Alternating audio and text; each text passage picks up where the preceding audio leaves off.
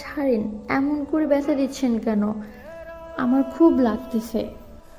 জান, বাধা দিও না তো। আজকে আমাকে আদর দাও প্লিজ। তাই বলে আপনি আমাকে এমন করে ব্যথা দিবেন? আমি ইচ্ছে করে দিচ্ছি নাকি? তোমার ইয়েটা অতটা টাইট কেন? থাকবে না। আমি কি কখনো কারোর সাথে রুমমেট করেছি? নাকি আপনি আমাকে কখনো আগে এমন করে আদর করেছেন বলেন? রুমমেট করলে তোমার ওটা টাইট হতো, তাই না? সবই যখন বুঝতে পারছেন, তাহলে এমনটা করে কষ্ট দিচ্ছেন কেন? ছাড়েন না আমাকে, প্রচণ্ড পরিমাণে ব্যথা লাগছে আমার। আজকে যদি ছেড়ে দেই তাহলে তো সারা জীবন আর লজ্জা আমার কাছে আসবে না। তাই আজকে তোমাকে আদর করতেই হবে। তুমি যদি আজও আমাকে এমন করে বাধা দাও তাহলে আর কবে আদর করতে দিবে বলো জান? জানি না, আমার ব্যথা লাগছে। আমার ব্যথা লাগলে কি আমি আপনাকে বলবো না? প্লিজ আমাকে ছেড়ে দেন, প্রচণ্ড পরিমাণে ব্যথা পাচ্ছি আমি। তাহলে আপনাকে বলবো না বলেন? আমি তো বলছি প্রথম প্রথম একটু ব্যথা লাগবেই, তারপর আস্তে আস্তে সব ঠিক হয়ে যাবে, তখন তোমার ভালো লাগবে দেখো। আর এরকম আদর রোজ চাইবে আমার কাছে।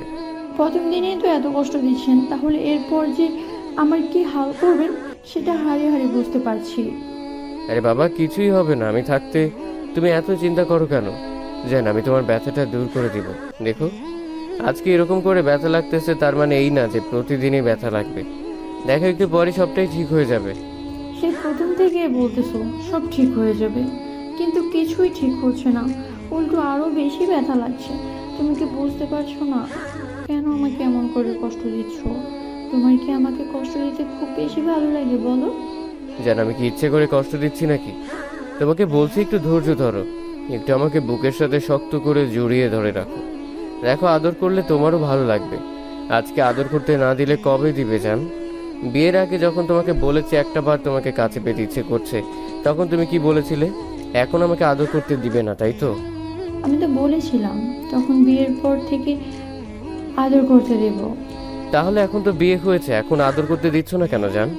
আমার ব্যথা লাগছে, আমি সেটা বলবো না বলো? আমি তো তোমাকে আদর করতে দিয়েছি, কিন্তু বলেছিলাম এমন করে ব্যথা দিও না, আমি কষ্টটা বেশি সহ্য করতে পারি না।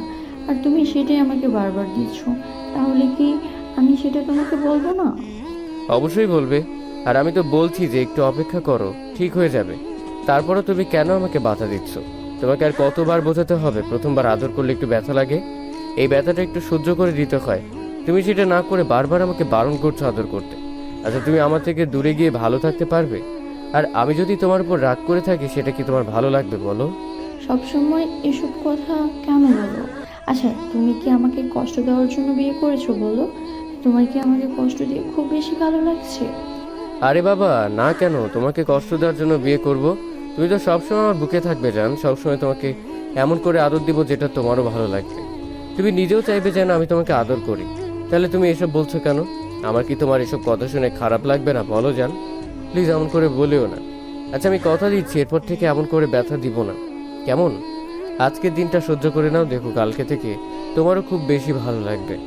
আজকে যে হাল করছো তাতে কাল যে কি করবে সেটা ভাবতেই পারছি না। প্লিজ আমাকে একটু ছাড়ো, একটু রেস্ট নিতে দাও, তারপর আমি তোমার কাছে আসবো বলছি। সত্যি আপসে জান, তারপর তো আবার নতুন করে সবটা শুরু করতে হবে। তখন তো আমারও সময় নষ্ট হবে। তোমাকে তো অনেক বেশি আদর করতে ইচ্ছে করবে তখন। সারা রাত কিন্তু ঘুমোতে দিবে না। সেটা কি খুব ভালো হবে জান? তখন যা খুশি করো, তাও এখন একটু আমাকে রেস্ট নিতে দাও। আমার প্রচণ্ড পরিমাণে জ্বলতেছে, অনেক ব্যথা করতেছে। এখন ছাড়ো আমাকে, আমি ব্যথার ওষুধ খাবো।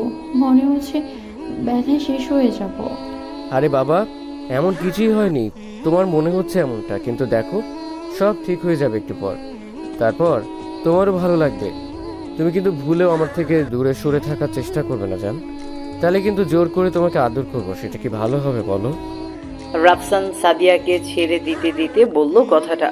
সাদিয়া একটা রাগের দৃষ্টিতে ওর দিকে তাকিয়ে উঠে বসার চেষ্টা করলো। সাদিয়ার প্রচণ্ড পরিমাণে শরীরে জ্বালা পোড়া আর ব্যথা করছে।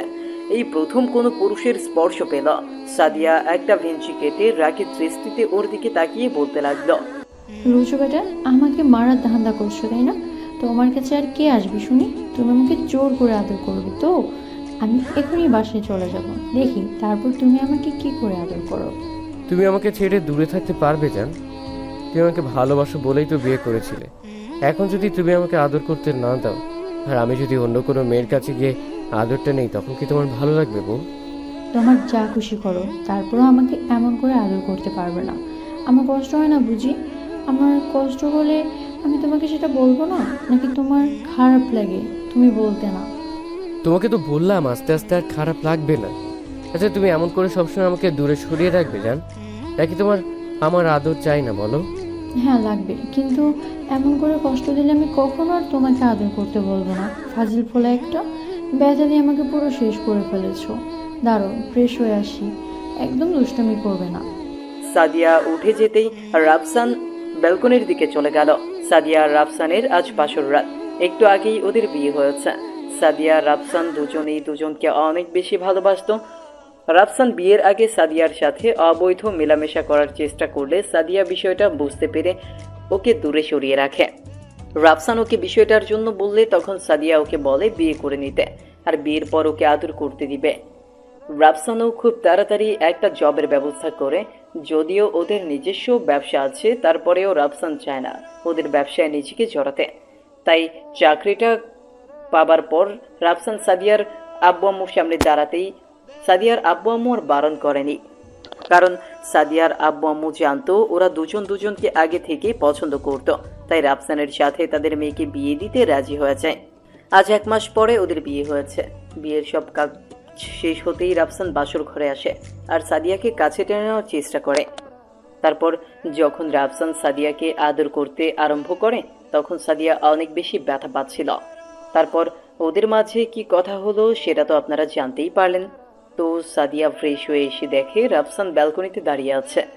সাদিয়ার অনেক খারাপ লাগছিল, তাই বেশ কিছুক্ষণ রেস্ট নিতেই সব ঠিক হয়ে গেল। তারপর সাদিয়ার মনে হলো আজকে ওদের বাসর রাত, আর ও এরকম করে সময় নষ্ট করছে। রাফসান হয়তো তখনকার কথাতে কষ্ট পেয়েছে। তখন সাদিয়া গিয়ে ব্যালকনিতে দাঁড়ালো। তারপর পেছন থেকে রাফসানকে শক্ত করে জড়িয়ে ধরলো আর বলল, বেবি ঘুমাবে না? অনেক রাত হয়েছে, চলো ঘুমিয়ে পড়ি। বাসরটাই ঠিক মতো করতে পারলাম না, তার আগেই তুমি আমাকে এমন করে ঘুমোতে বলছো। আচ্ছা, তোমার ঘুম পেলে তুমি গিয়ে ঘুমিয়ে পড়ো। তুমি কি ভেবেছো তোমাকে ছেড়ে আমি ঘুমাবো? কখনোই না। তুমি না গেলে আমি কি করে ঘুমাবো বলো শোনা? আমার তো তাড়াতাড়ি ঘুম আসবে না, তুমি গিয়ে ঘুমিয়ে পড়ো। বুঝতে পেরেছি, তখনকার কথার জন্য আমার বেবিটা প্রচণ্ড পরিমাণে রাগ করেছে, তাই না? কি করবো বলো? আমার তো প্রচণ্ড পরিমাণে ব্যথা লাগছিল, এই জন্য তোমাকে এমন করে দূরে সরিয়ে দিলাম। প্লিজ রাগ করে থেকো না শোনা। আরে বাবা না, আর তুমি কি ভাবছো আজকে আমাকে দূরে সরিয়ে দিলেই সবটা ঠিক হয়ে গেছে? কিচ্ছু ঠিক হয়নি, এরপরও তোমার ব্যথা লাগবে। আচ্ছা তাই? আচ্ছা ঠিক আছে বেবি, তুমি এখনই আবার আদর করবে, তাও এমনভাবে মন খারাপ করে থেকো না প্লিজ জান। কিন্তু তোমার তো ব্যথা লাগবে, যেটা তুমি সহ্য করতে পারো না। লাগলে লাগবে, সেটা তো তুমিই দিবে। এখন চলো, আমাকে কোলে নিয়ে চলো। রাফসান কোনো কথা বলছে না, তাই সাদিয়া রাফসানের মুখটা নিজের ঘুরিয়ে রাফসানের ঠোঁট জোড়ায় ঠোঁট লাগিয়ে দিল। প্রথমে রাফসান রেসপন্স না করলেও সাদিয়া নিচে রাফসানের হাতগুলো নিয়ে কোমরে রাখল। তারপরেও যখন রাফসান কোনো সাড়া দিচ্ছিল না, তখন সাদিয়া রাফসানের ঠোঁট জোড়া ছেড়ে দিয়ে রাগী দৃষ্টিতে ওর দিকে তাকিয়ে রইল। তারপর হুট করেই সাদিয়া বুকের উপর থেকে শাড়ির আঁচলটা ফেলে দিয়ে রাফসানকে বুকের মাঝে শক্ত করে আঁকড়ে ধরল। রাফসানের গরম নিঃশ্বাস সাদিয়ার বুকে পড়তেই ও আরো ব্যাপরোয়া হয়ে উঠল আর রাফসানের চুলগুলো শক্ত করে খামচে ধরল। সাদিয়ার বুকটা ঘন ঘন উঠানামা করছে, আর সেটা কিসের জন্য রাফসানের বুঝতে আর বাকি রইল না। রাফসান একটা মুচকে হাসি দিয়ে সাদিয়ার বুকের ওপরে কিস করল। সাথে সাথে সাদিয়া চোখ মুখ বন্ধ করে নিল আর রাফসানকে বলতে লাগলো, আদর দিবা কিনা বলো, নাকি আমি এখন কান্না করব? এমন করে দুষ্টুমি না করে আদর করলেই তো পারো। সাদিয়ার কথা শুনেই রাফসান একটা মুচকে হাসি দিয়ে ওকে কোলে উঠিয়ে নিল। তারপর বিছানার দিকে যেতে লাগলো। এরপর কি হতে পারে সেটা না হয় ইতিহাস পড়েই জেনে নিন। তো ভালো থাক ভালোবাসা।